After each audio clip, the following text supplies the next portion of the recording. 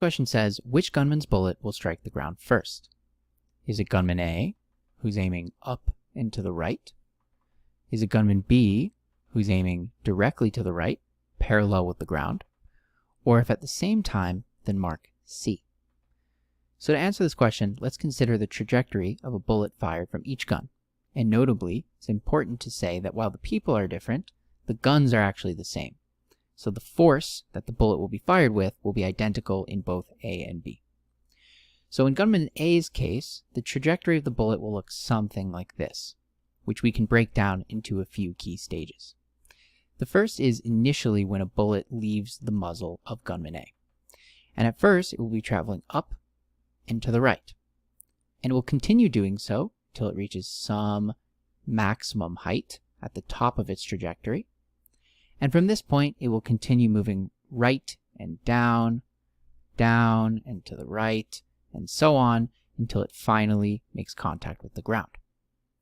Now, the key aspect of this trajectory to consider is this H max. So actually, a bullet fired from gunman A will go up in height before eventually coming down. So let's keep that in mind as we consider the trajectory of a bullet fired from gunman B's gun. For gunman B, again, they're firing directly to the right, parallel to the ground.